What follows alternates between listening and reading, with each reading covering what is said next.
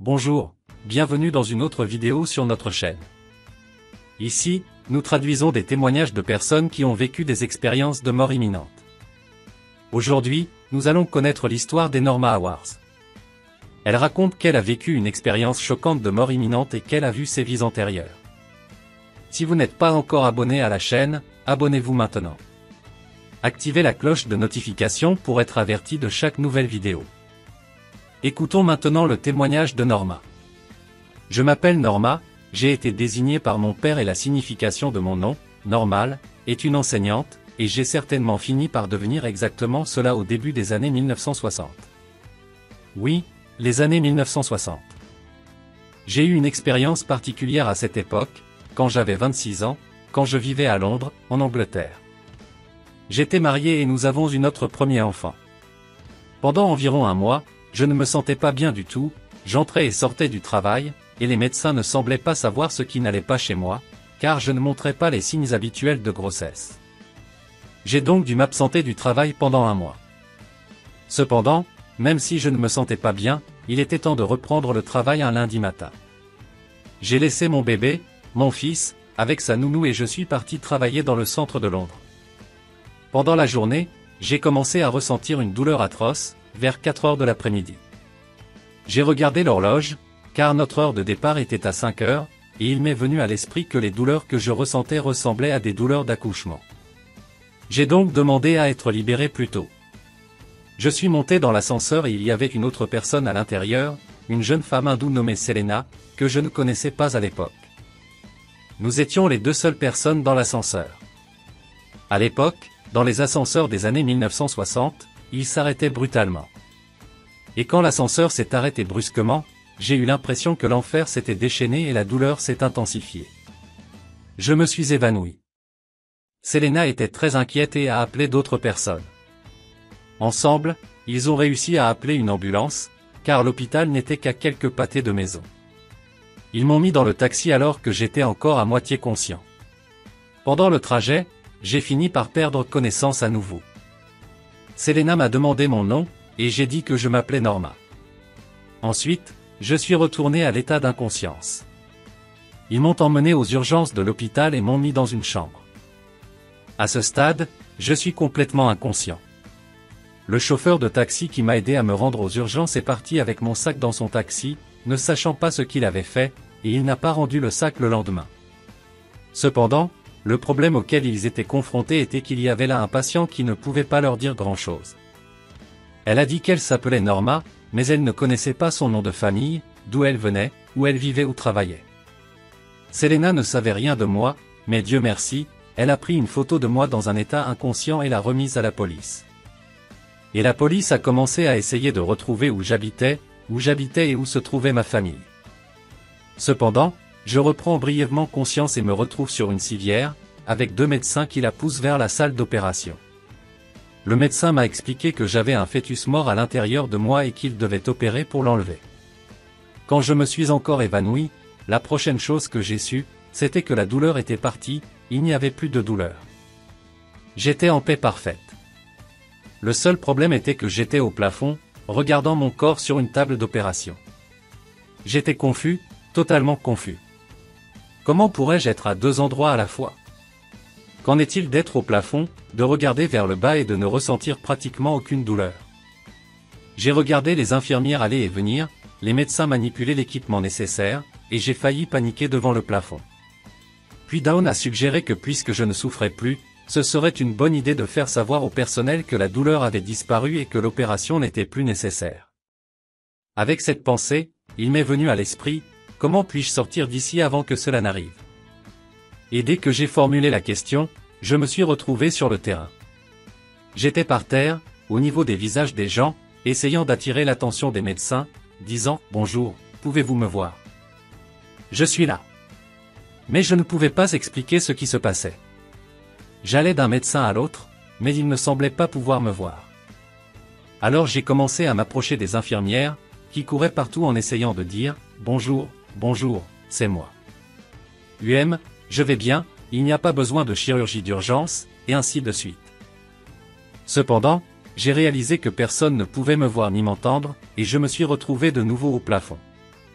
J'ai regardé les moniteurs parce que j'avais des amis infirmiers et je savais ce que signifiait « flatline ». Maintenant, c'était vraiment déroutant, comment pouvais-je être « flatline » là-bas mais avoir encore tous mes sens? Quand ils ont sorti les défibrillateurs, j'ai pu voir de l'électricité se former autour de ces palettes, et une fois de plus, j'ai pensé à moi-même. Je pensais très clairement et profondément. La pensée qui dominait mon esprit était « Je ne suis pas mort, je ne comprends pas ce qui se passe ici, mais s'ils appliquent cette quantité d'électricité à mon corps, ils vont probablement me tuer accidentellement. Y a-t-il un moyen de sortir d'ici avant que cela n'arrive ?» Avec cette pensée, je me suis retrouvé à traverser le plafond et dans un tunnel très sombre. Très léger dans mon corps et je me déplaçais rapidement, extrêmement rapidement, à travers ce tunnel sombre. Nous avons tourné le coin, et quand nous avons atteint ce coin, je pouvais voir le bout du tunnel devant moi. Au bout du tunnel, il y avait une vitesse de vie incroyable, c'était comme un kaléidoscope de couleurs qui disparaissait dans la lumière blanche. En m'approchant, cela ressemblait à un kaléidoscope de couleurs qui disparaissait ensuite dans un blanc cristallin. Et à ce moment, alors que j'étais sur le point d'entrer dans la lumière, la pensée qui envahit mon esprit fut « Cette lumière est si brillante. L'éclat de la lumière est si intense que j'ai l'impression qu'il va me brûler les yeux et me rendre aveugle. » À cet instant, j'ai eu un peu peur que si je survivais à tout cela, je deviendrais probablement aveugle. Dès que je suis entré dans la lumière, j'ai ressenti un accueil phénoménal. Je me sentais enveloppé par la lumière, comme si j'étais enlacé par elle. J'ai ressenti l'énergie de l'amour à un niveau phénoménal, m'enveloppant et faisant de moi une partie de cet amour. Ce fut une expérience que les mots ne peuvent décrire adéquatement. Le sentiment extrême de l'amour est indescriptible. J'étais immergé dans l'amour et dans cette belle lumière, qui non seulement rendait tout brillant mais rendait également les pensées très claires. La prochaine pensée que j'ai eue était « Comment puis-je sortir d'ici ?» Et avec cette pensée, je me suis retrouvé à voyager à nouveau et j'en suis arrivé à un point où j'ai été confronté à ce qui ressemblait à un grand écran de télévision. À l'époque, les écrans de télévision étaient très petits, mais l'écran s'éclairait et était divisé en 3 sections. Sur la gauche se trouvait un titre qui disait « La vie ». Dans la deuxième colonne, la façon dont j'avais vécu au cours des 26 dernières années était représentée. Et la troisième colonne était vide. Je regardais une colonne qui disait « C'est ta vie sur cette planète ». Dans la colonne du milieu, il était écrit « C'est ta vie, comme tu l'as vécu au cours des 26 dernières années ». L'écran a commencé à bouger, et maintenant je pouvais voir ce que j'avais prévu. Au milieu de la colonne maintenant je regarde et je passe en revue comment j'ai vécu cette chose que je m'ai envoyée. Et puis, quand je tourne les yeux vers la dernière colonne qui dit « Objectif non atteint », je laisse échapper un soupir. J'ai défilé un peu plus loin, et maintenant je suis sorti de l'enfance et plongé dans l'adolescence. Encore une fois, je peux voir à gauche les objectifs que j'ai fixés dans mon plan et ce que j'aurais dû accomplir au cours de ces années. Croyez-le ou non, je ne ressens aucune critique, personne ne juge ce que j'examine. Mais maintenant, je suis perspicace car je réfléchis à la façon dont j'ai vécu pendant 26 ans sans vraiment comprendre ce que j'avais moi-même dit. Le fait que j'ai l'impression d'avoir vécu tout le contraire de ce qui était contenu dans ma vie subjective m'amuse un peu. La colonne du troisième côté me surprend vraiment, car à la fin de chaque segment, il y a des objectifs non atteints, des objectifs non réalisés. Et je suis là, debout, pensant, waouh, c'était une sorte de vie occidentale gâchée. Et il y avait, des choses. Il y a des choses que j'ai revisitées dans ma vie que je viens de quitter, qui ont répondu à certaines de mes questions sur la vie sur Terre. Vous voyez, j'étais un enfant avec beaucoup de doutes. J'ai été élevé dans une tradition chrétienne profondément centrée sur la religion chrétienne. Et j'avais beaucoup de questions sur les textes bibliques. Maintenant, en regardant comment je vis ma vie, je constate que même si je croyais en grande partie à ce qu'on m'a enseigné, cela ne semble pas se transférer dans mes connaissances. Il y avait un passage de l'Écriture qui m'avait dérangé depuis que j'avais 9 ans. C'était un passage où Christ a dit « Je suis venu pour que vous ayez la vie et que vous l'ayez en plénitude ». J'ai demandé à chaque pasteur que j'ai rencontré ce que Christ voulait dire par là, parce qu'il est lui-même mort sur la croix, et des gens meurent depuis. Ce qui s'est passé ? Cela signifie ou signifiait que lorsque j'ai demandé au pasteur si cela signifiait que peut-être le Christ nous disait un mensonge, ma mère m'a pris à part et m'a dit très soigneusement que je ne devrais même pas regarder dans la direction du pasteur pendant que nous étions à l'église, et que je n'avais pas le droit de poser des questions, car mes questions commençaient à embarrasser le pasteur, auquel je cherchais des réponses. Alors, j'ai commencé à écrire mes questions.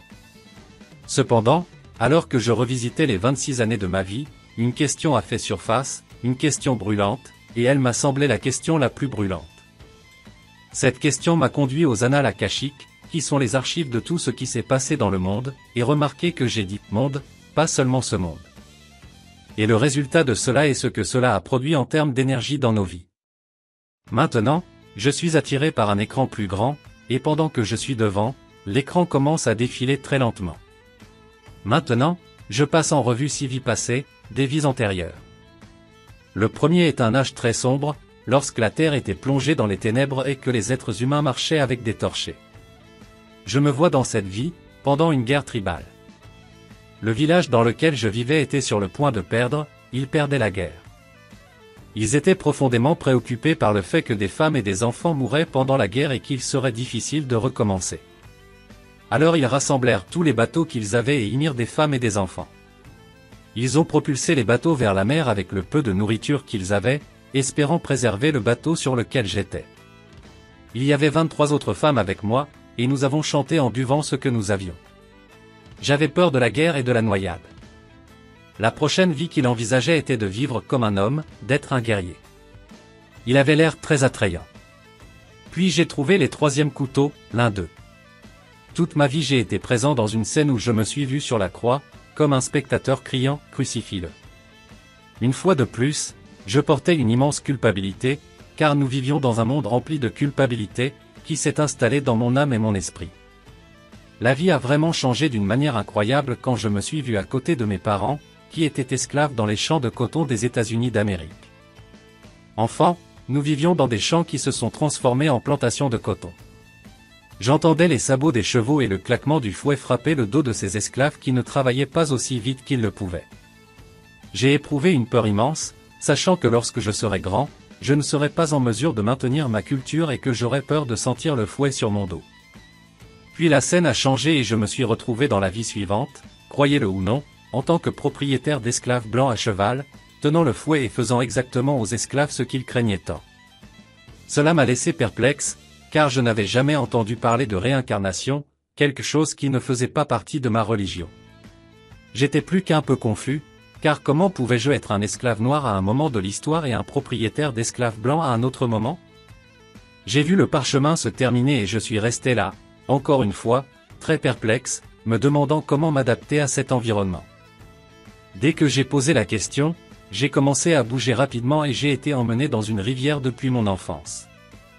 À l'église, nous avions l'habitude de chanter ce refrain, « Oui, nous nous rencontrerons à la belle rivière », la belle rivière rencontre les saints de la rivière qui s'élèvent sur le trône de l'autre côté de la rivière.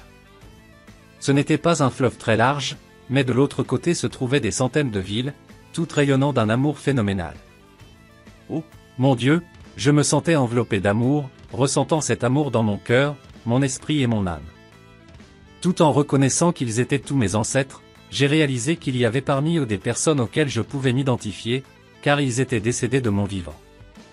Ma tante, qui m'a élevé avec ma mère, s'est avancée dans la rivière et a commencé à marcher vers moi, tandis que je me dirigeais dans la direction opposée pour la rencontrer. À ce moment-là, j'ai ressenti une quantité phénoménale d'amour. Je savais que ma tante m'aimait, mais je n'avais aucune idée que son amour était si profond. Quand nous étions sur le point de nous embrasser, elle a fait un pas en arrière et a expliqué que nous ne pouvions pas nous rencontrer. Elle a dit qu'il était renvoyé avec un message. J'ai demandé pourquoi il ne pouvait pas trouver quelqu'un parmi les millions de personnes là-bas et transmettre le message, mais elle a répondu qu'il préférait que je revienne avec le message. Le message était qu'il y a plus dans la vie qu'il n'y paraît, que la vie est éternelle. Soudain, j'ai commencé à tomber rapidement et je suis entré en collision avec mon corps. Même si j'étais anesthésié, j'ai ressenti une douleur atroce alors que je retournais dans mon corps contre ma volonté.